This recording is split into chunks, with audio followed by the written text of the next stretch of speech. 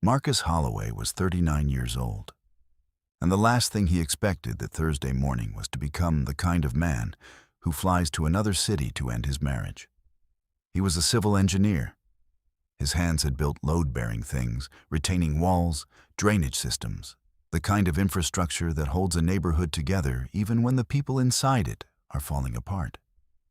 His wife, Renee, was a senior account director at a downtown consulting firm, and he had spent 8 years quietly proud of that. Proud of her, proud of the thing they had made together.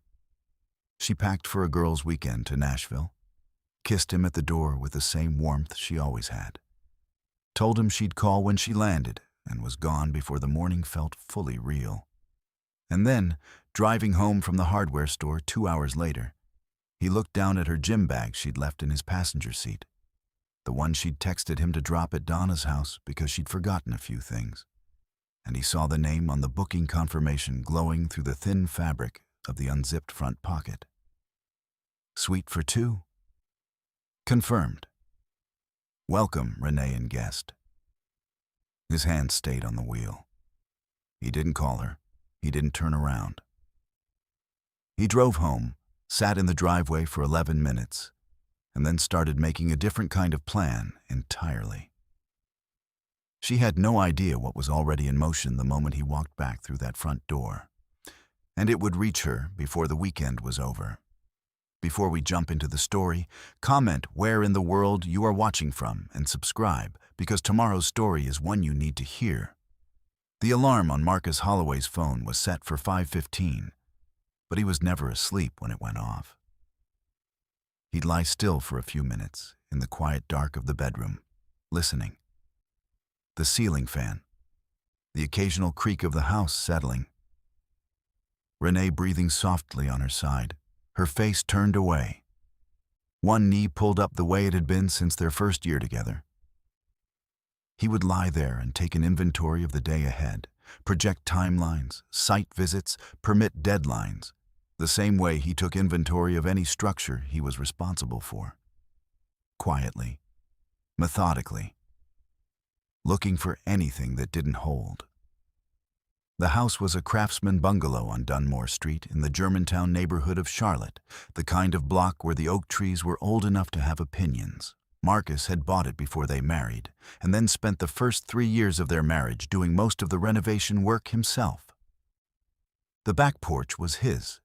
Every board, every joist, planed and fitted on weekends, when Renee had her girls' brunches and her networking events. He'd poured the stepping stones in the garden himself, too. Mixed the concrete in a 5-gallon bucket and pressed smooth river rocks into the surface before it set. Small, careful, built to last. That was how he did things.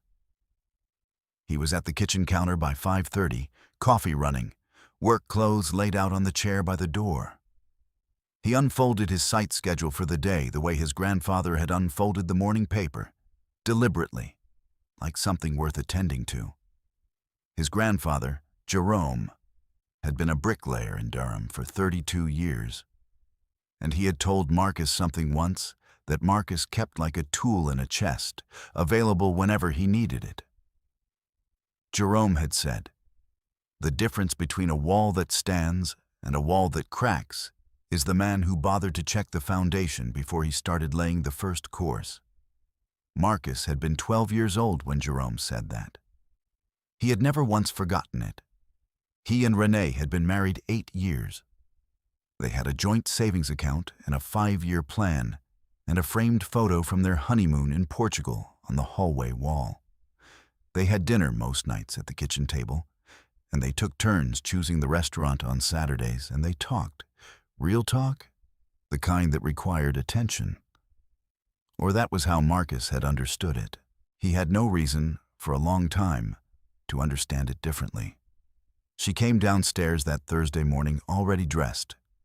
Pressed slacks, a silk top, her hair pinned up in the way that meant she had somewhere to be after work. She moved through the kitchen with purpose, the way she always did, comfortable and quick.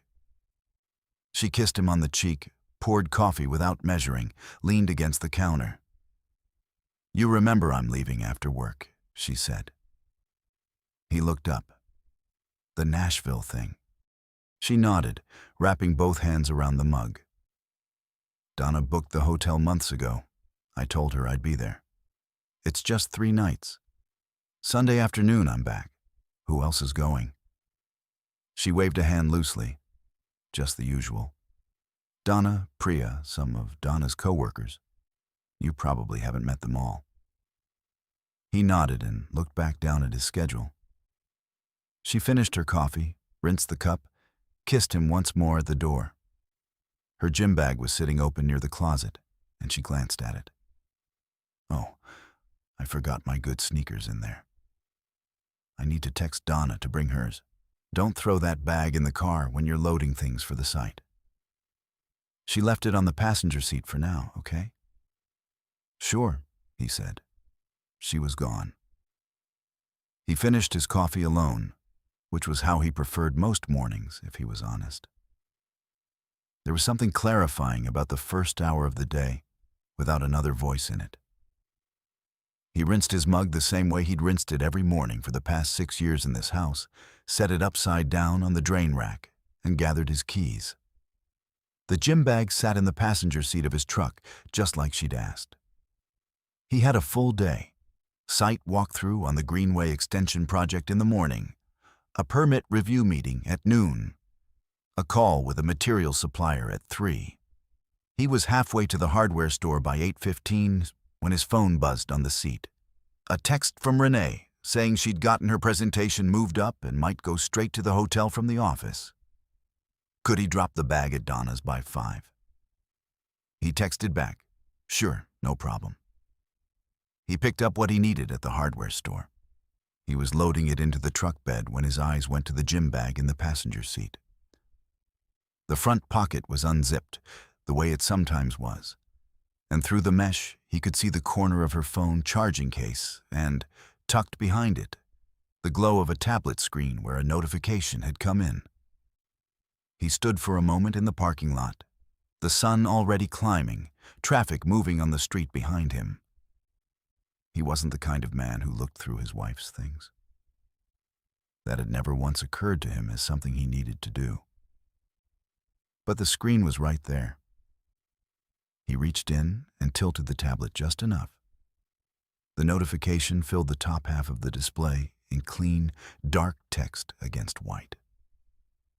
A hotel confirmation from a property called the Bluff House Inn in Nashville. Deluxe King Suite. Check-in today, check-out Sunday. 2 guests. Welcome, Renee and guest. He read it twice. Then he set the tablet back inside the pocket exactly as he'd found it, zipped the pocket closed, and walked around to the driver's side. He sat behind the wheel and looked at the parking lot in front of him. A woman walked to her car with a cart full of paint supplies. A delivery truck idled at the far end. Normal Thursday morning things. His hands rested flat on his thighs. It wasn't nothing. He already knew it wasn't nothing. A wife who books a hotel suite for 2 doesn't list herself and a guest on a girls' weekend booking. That wasn't the word you used when the other person was Donna. That wasn't the word you used for someone whose name you could say out loud. He pulled out his phone. Donna Farrell's number was in his contacts from years back. A birthday dinner, some joint gathering he couldn't exactly place. He pressed call. It rang 3 times. Hey, Marcus. Donna's voice was easy, slightly surprised. Hey, Donna. Sorry to call out of the blue. Renee mentioned you were all leaving for Nashville today, and I just wanted to check if she made it to you all right. Her phone's been going to voicemail. A beat. Nashville? Donna said. I haven't talked to Renee in probably 6 weeks. I'm home, actually. Is everything okay? Everything's fine, he said. I think I got the dates mixed up. Sorry to bother you. No worries at all. Tell her to call me, though. It's been a while. Will do. Take care. He ended the call. He didn't move for a moment. He sat with the full weight of what he now knew, held it the way he'd hold a structural report with a number that didn't add up, not denying it, not explaining it away. just letting it be exactly as large as it was. She hadn't gone to Nashville to see Donna. She hadn't gone to Nashville at all, not for the reason she'd told him. He pressed both palms flat against the steering wheel. He breathed in slowly and breathed out slowly. He thought about who else might be in that suite. He thought about the timeline, how smooth it had all sounded, how natural, how practiced. He thought about his grandfather saying, "Check the foundation before you lay the first course." He started the truck. He called his attorney from the site parking lot at lunch. Calvin Marsh was a careful man with a reputation for being thorough in a city where family law moved slowly unless someone pushed. Marcus had used him 4 years ago for a boundary dispute on a property he'd purchased. He trusted him. More importantly, Calvin trusted the kind of people who dealt in facts rather than feelings. "Calvin, I need divorce papers drawn up. Before Sunday, quickly and quietly." A pause. "What's happened?" "I'll explain what I know. What I need from you is the filing done fast, and I need papers that can be physically served in Nashville by Saturday at the latest. Is that something you can arrange?" Calvin asked his questions. Marcus answered them in short, direct sentences, the way he wrote site reports. When they hung up, he had a timeline and a courier contact, and Calvin had a retainer and a very clear set of instructions. He went back to the site. He completed his permit review. He took his supplier call. He heated up leftover chicken and rice for dinner, alone at the kitchen table. And he ate slowly and deliberately, the way he did everything. And he let himself think. He had known Renee for 11 years. They had dated for 3 before they married. He had helped her move twice, had driven her to the hospital when her mother had a fall, had sat beside her in the airport at 2 a.m. when a flight delay turned a weekend trip into a long night with bad coffee and bad lighting. And she'd fallen asleep against his shoulder, and he'd thought, with real certainty, "This is the person I am going to spend my life with." He sat with all of that now. He did not rush past it. Then he opened his laptop. He had access to their shared cloud account. They'd set it up 4 years ago for tax documents and household files. He wasn't looking for anything specific. He was looking the way he looked at load calculations on a new project, for anything that had been placed where it didn't belong. He found the personal receipts folder in under 5 minutes. He almost closed it. He gave himself one more moment to decide. He opened it. The hotel confirmation was there. The same property from the tablet notification, the Bluff House Inn, Nashville. He opened the file, King Suite, rooftop terrace view, 2 guests, and below the room charge, a dinner reservation for 2 at the hotel's restaurant, Friday evening, 7 p.m. A flower arrangement pre-ordered for room delivery on arrival. Roses, a specific color, ivory. He read the name on the payment account. He didn't recognize it. He read it again. An account number he had never seen in 8 years of shared finances. He closed the laptop and sat in the quiet kitchen for a long time. The ceiling fan turned overhead. The refrigerator hummed. Outside on Dunmore Street, a car passed, and then nothing. The house was as still as it had ever been. He wasn't angry. He was clear. Those were different things, and he already understood the difference. He opened the laptop again and booked a flight to Nashville. He packed a single overnight bag. He laid out what he needed: a clean shirt, his documents folder, 2 pens. He checked that Calvin had sent the courier confirmation. Papers would be waiting for pickup at a FedEx location 11 minutes from the Nashville airport. He set his phone alarm, not that he'd need it. He didn't. He was already awake at 4:30, sitting in the kitchen in the dark with a cup of coffee and the stillness of a man who had already decided what he was going to do. He'd spent the last 48 hours being methodical. Not because he was suppressing something, because this was simply how he worked. A structural problem required a structural solution. You identified what was compromised, you calculated the load, and then you built around it. You didn't tear down a wall in anger. You assessed, you documented, you acted with precision. He thought about what he'd said to a junior engineer on his team 2 years ago, a young man who'd gotten flustered on a difficult project and started second-guessing his own drawings. Marcus had told him, "The structure doesn't care about your feelings. It only asks whether you did the work correctly." Get the work correct. He had gotten the work correct. The flight was 1 hour and 12 minutes. He picked up the envelope at the FedEx location in a cab from the airport, held it on his lap without opening it, watched Nashville slide past the window. A different city than Charlotte, but the same late morning light. The same feeling of a place going about its business without knowing what was passing through it. Calvin had arranged a licensed process server, a woman named B. Reeves. Professional, efficient. She'd confirmed receipt and execution timing with Calvin by text that morning. She would serve the papers at the hotel at whatever time Marcus directed. But Marcus had called Calvin from the airport and told him, "I'd like to deliver them myself." Calvin had been quiet for a moment. "That's your right. You understand she can refuse to take them from you directly." "He'll take them," Marcus said. "I know how to make sure of that."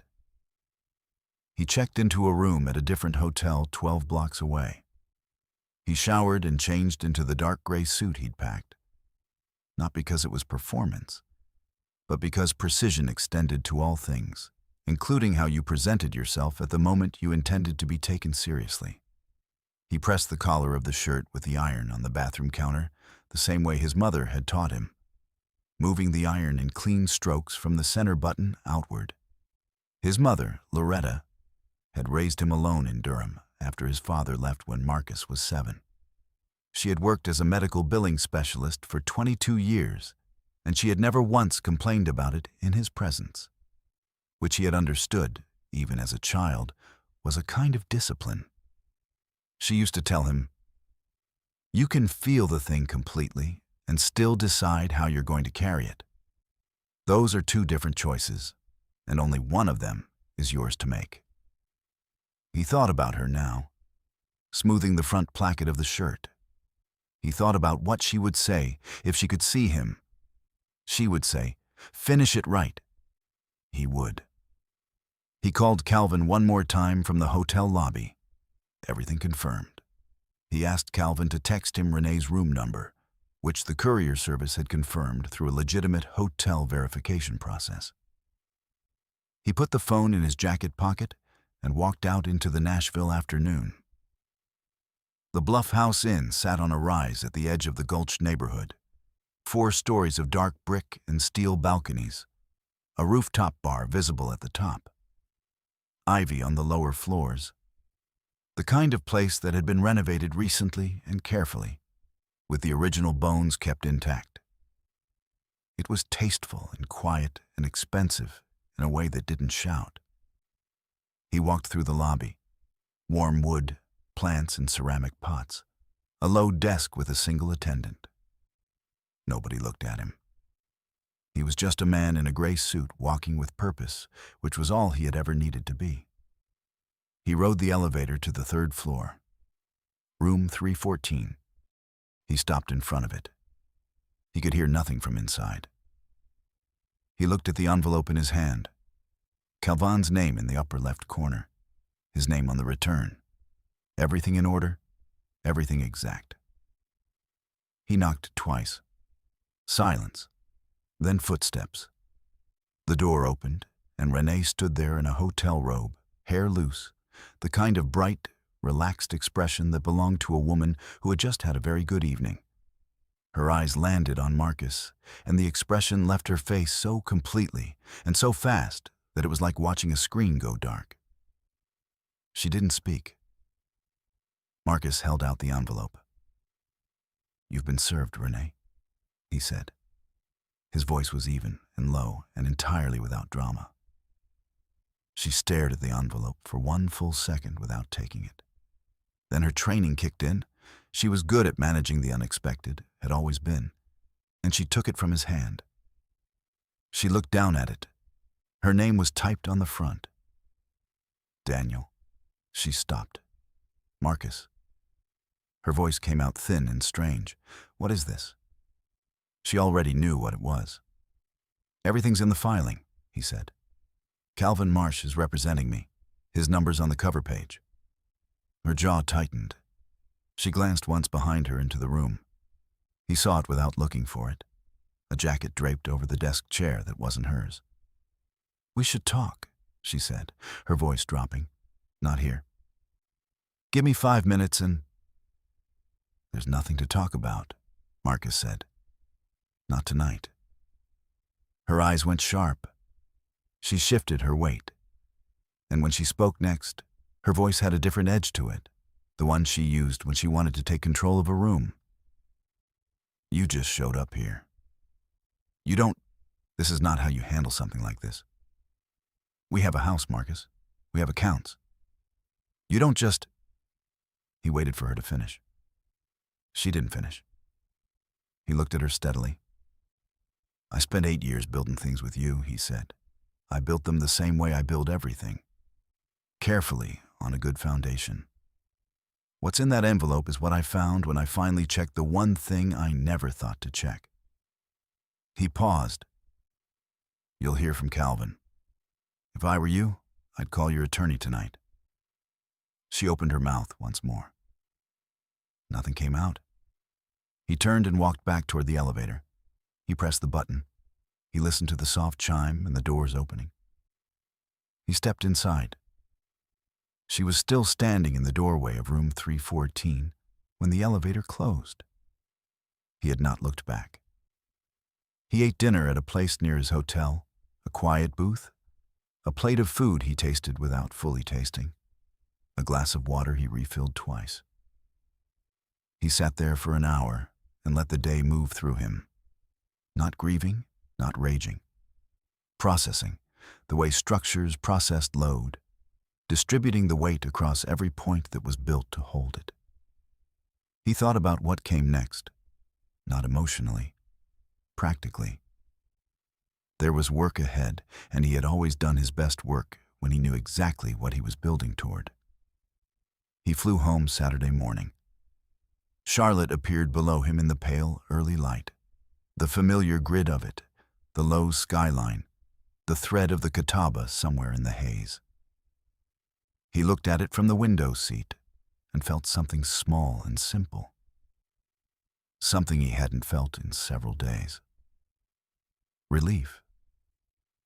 He drove from the airport to the house on Dunmore Street.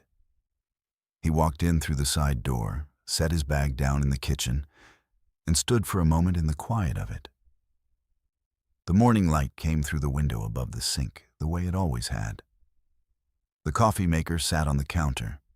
The dish rack held one cup upside down on the mat, where he'd left it Thursday. He made coffee. He sat at the kitchen table. He called his cousin Desiree. She answered on the second ring, which meant she'd been awake, which meant Yolanda had already called her. But no, this was Desiree. She was always awake early. She worked as a forensic accountant out of a small office on Central Avenue, and she had a habit of getting to work before the sun. "You're home?" she said. "Just walked in." A pause, and then her voice shifted to something quieter, more careful. "You doing okay?" "I'm doing what needs to be done," he said. "Which is why I called." Desiree laughed once, a short, warm sound. "Of course it is. What do you need?" "I need you to go through everything," he said. "Every account, every transfer, anything that moved through our joint finances in the last 3 years. I need to understand what I'm dealing with before we get to settlement." She was already pulling something toward her on her desk. He could hear the familiar sound of papers. "Give me your account credentials, and I'll start tonight. I want to pull the last 36 months. "Thank you, Des. Don't thank me yet. Let me see what's there." What she found when she laid it out for him 4 days later at her office was orderly and damning. 47 transfers out of their joint savings account over a period of 19 months, each one between $400 and $900.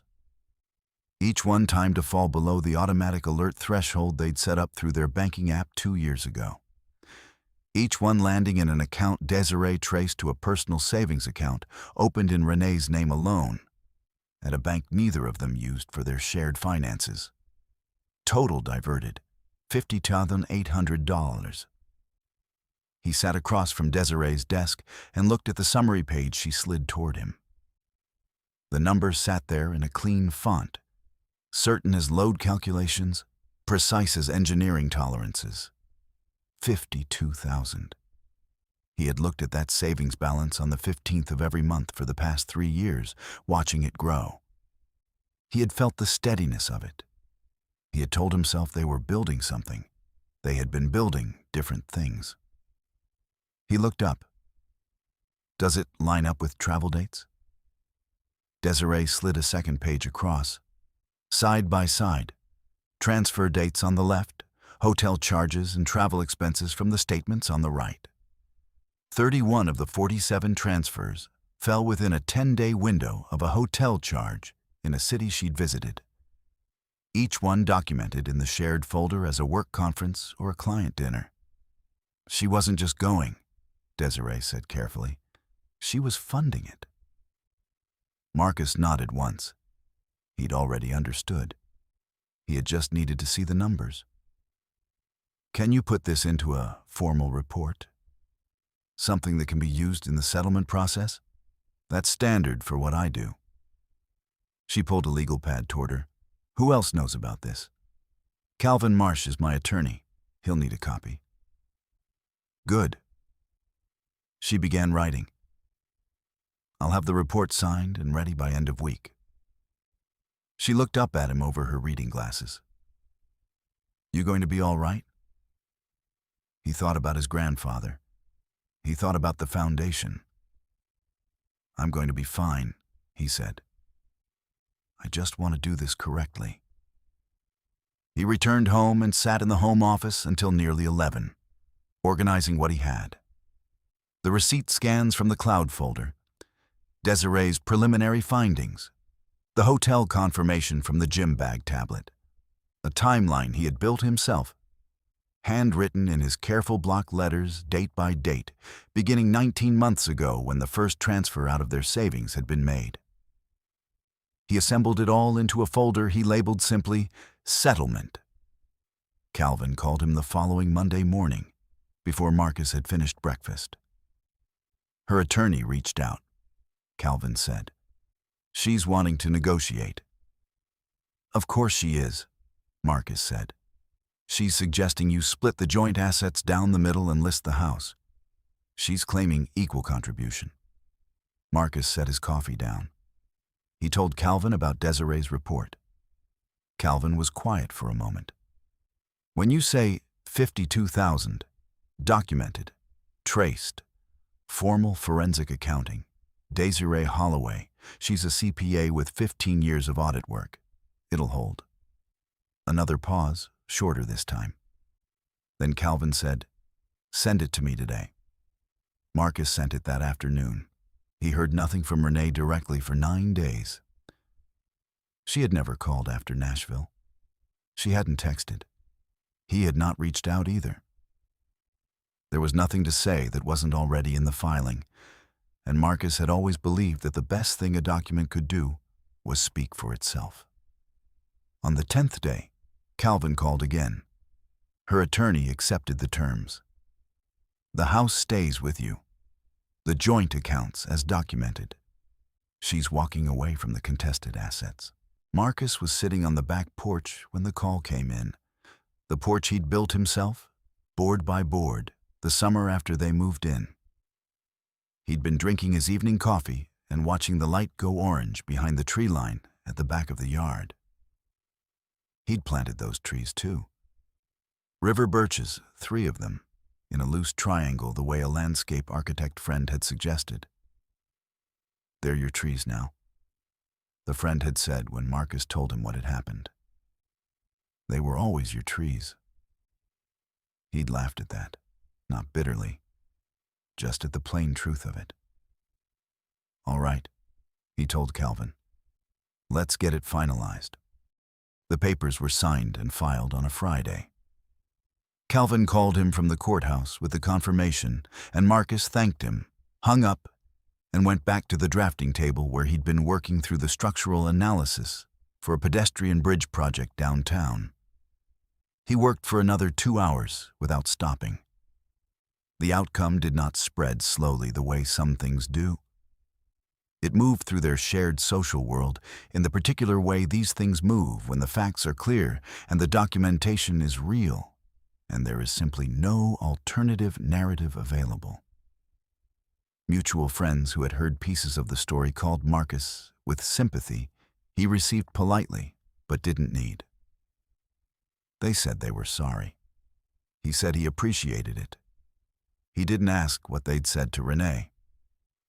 What he heard, secondhand and without seeking it, was this.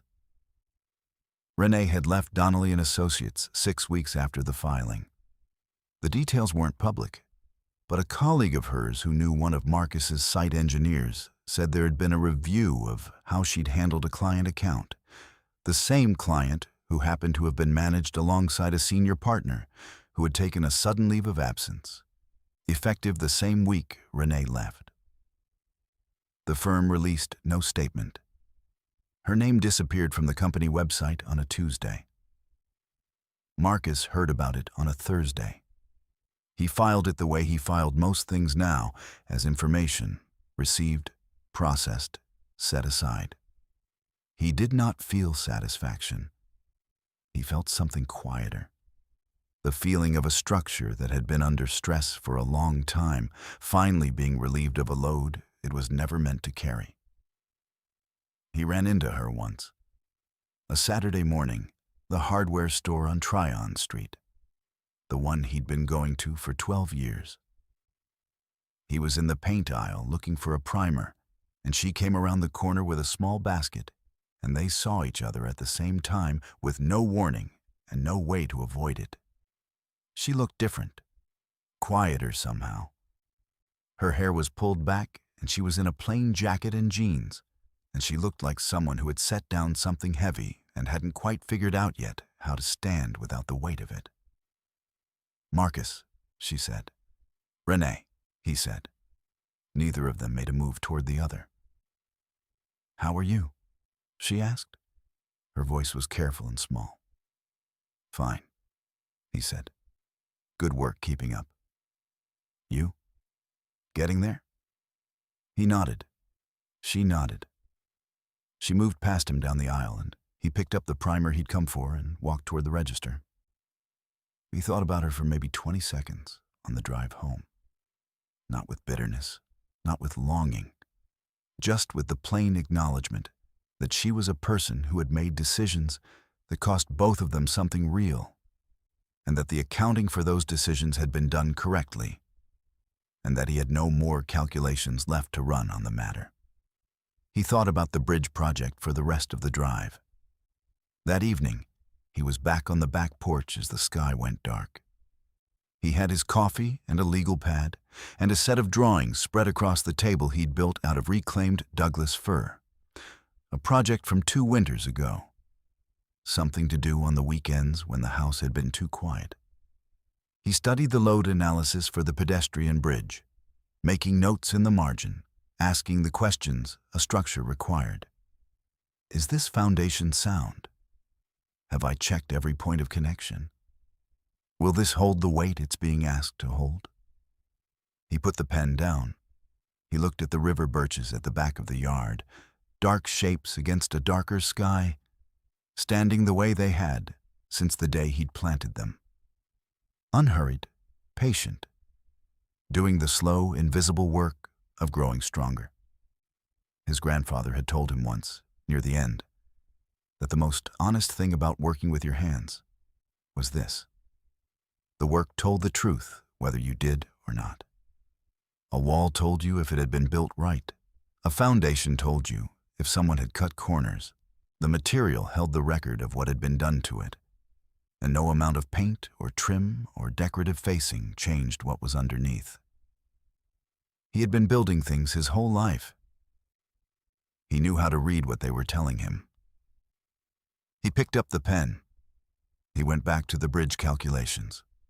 The night was warm and quiet around him, and the trees stood still, and the porch held his weight the way it always had, the way he'd built it to.